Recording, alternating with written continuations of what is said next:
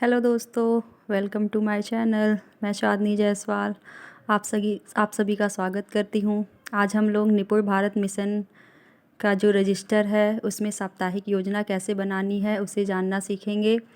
उससे पहले हम अपने रजिस्टर को डेकोरेट करना थोड़ा सा जानेंगे। जैसे सबसे पहले हमने निपुण भारत मिशन लिख दिया, उसके बाद हमने उसका लोगो बना दिया और निपुण भारत का जो नारा है, निपुण भारत का सपना सब बच्चे समझे भाषा और गणना, ये भी लिख सकते हैं। तो चलिए अब हम साप्ताहिक योजना बनाना सीखते हैं।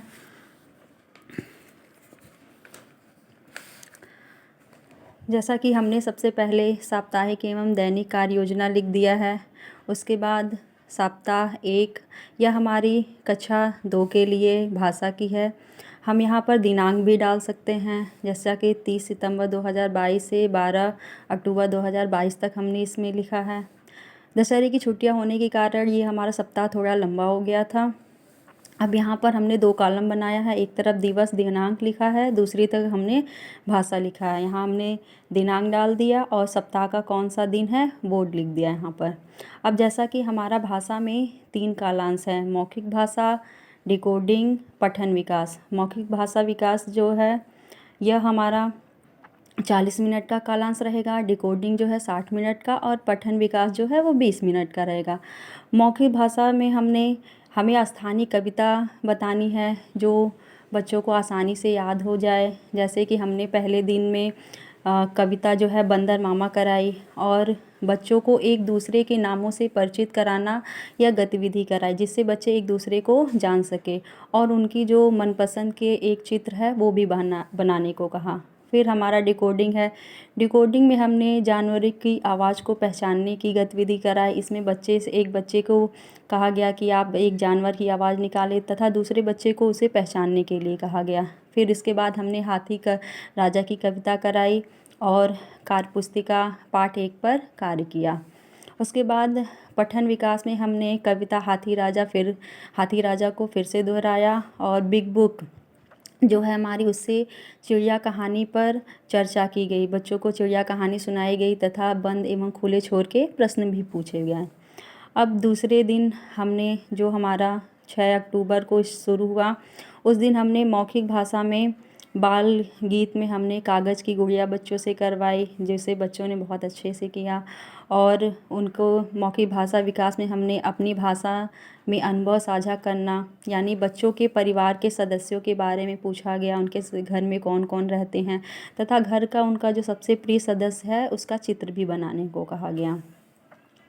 अब दूसरा कालांश डिकोडिंग का है, उसमें हमने पक्षियों की आवाज़ को पहचानने की गतिविधि कराई।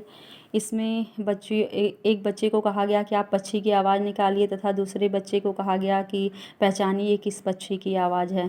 तथा कविता हमने एक चिड़िया के बच्चे 4 यह कविता हाव भाव के साथ करवाई।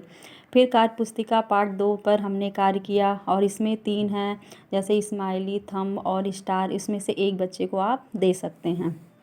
फिर पठन विकास में हमने बिग बुक जो चिड़िया कहानी है उसे फिर से दोहराया गया तथा बच्चों से सुना गया और कविता एक चिड़िया के बच्चे 4 इसको फिर से दोहराया गया।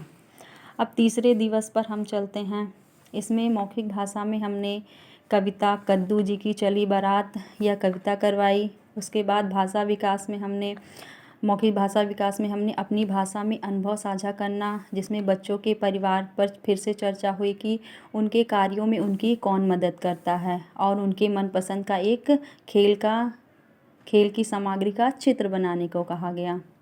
अगला है हमारा डिकोडिंग। डिकोडिंग में हमने कविता जिसने सूरज चाँद बनाया यह कविता पूरे हाव भाव के साथ करवाई और उसमें वाहनों की आवाज़ को पहचानने के लिए हमने कई सारे वाहनों के आवाज़ निकाले, उसमें कितने पहिए होते हैं इस पर भी हमने चर्चा की और कार्य पुस्तिका पार्ट 3 पर भी कार्य किया और उसे चेक भी किया।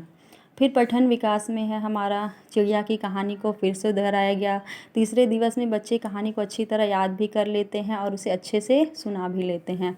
और लोगोग्राफी पठन में हम जो चित्र पठन होता है, कक्षा में जो सामग्री है उसका नाम चित्र को देख देख करके उसका नाम भी बताने की क्रिया करवाई गई। अब है हमारा चतुर्थ दिवस, इसमें हमने मौखिक भाषा में कविता मैं तोता यह कविता करवाई। और गतिविधि क्या क्या अच्छा लगता है, यानी बच्चों के मनपसंद की जो खाने की वस्तुएं हैं उसके बारे में हमने गतिविधि कराई और उसका एक चित्र भी बनाने को कहा। फिर अगला है हमारा डिकोडिंग। डिकोडिंग में हमने कविता जादूगर जो आधारशिला शिक्षक संदर्शिका है उससे हमने जादूगर कविता करवाई और विभिन्न आवाज़ों को पहचानने को कहा गया। और इसमें हमने सजीव निर्जीव जैसे पेड़ है या फिर जो पशु पक्षी हैं या हमारे कक्षा में मेज कुर्सी हैं, कौन उसमें सजीव है कौन निर्जीव है, इसके बारे में भी बताया गया। और कार्यपुस्तिका 4 पर भी कार्य करवाया गया। अब है हमारा तीसरा कालांश पठन विकास। इसमें चिड़िया की कहानी को फिर से सुनाया गया एवं बच्चों से भी सुना गया और कुछ अन्य भी कहानियों के बारे में बच्चों से बातचीत की गई। अब है हमारा पंचम दिवस। पंचम दिवस में हमने मौखिक भाषा में हाथी राजा कविता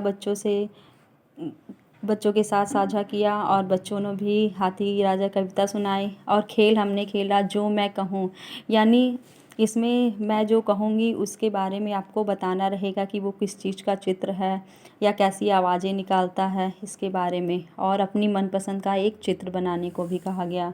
फिर दूसरे कालांश डिकोडिंग में खेल रेल चली कैसे चली इसके बारे में करवाया गया और कार्यपुस्तिका पाठ 5 पर कार्य करवाया गया। फिर पठन विकास में हमने बच्चों के मन पसंद के खाने की वस्तुओं के नाम के बारे में पूछा। अब है हमारा षष्ठम दिवस। इसमें हमने मौखिक भाषा में कहानी मुर्गी एवं 3 चूजे की कहानी बच्चों को सुनाई और खेल बात सुनो भाई बात सुनो यह गतिविधि भी कराई और खेल भी। इसके बाद डिकोडिंग हमने गतिविधि कराई सुनो सुनो अब ये बताओ, यह गतिविधि बच्चों के साथ कराई और कार्यपुस्तिका पाठ 6 पर कार्य किया। उसके बाद पठन विकास में खेल मेरा नाम शब्दों को आकृति के रूप में पढ़ना, यह लोगोग्राफी करवाई और खेल मेरा नाम इसमें वस्तुओं को दिखाया गया और उसके बारे में पूछा गया कि ये किसके क्या चीज़ें हैं। इस तरह हमारा सप्ताह 6 जो एक सप्ताह एक पूरा हुआ जिसमें 6 दिवस के कार्य आपको करने हैं। अगर और आप इसके बाद हमारे वीडियो को लाइक सब्सक्राइब और शेयर भी कर सकते हैं। और अगर आपको कोई अपना सुझाव देना हो या फिर कुछ पूछना हो तो उसे पूछ भी कर सकते हैं। अब हमारे इस सप्ताह 1 की आप स्क्रीनशॉट भी आराम से ले सकते हैं और अपना भी रजिस्टर बना सकते हैं। ओके, धन्यवाद, थैंक यू।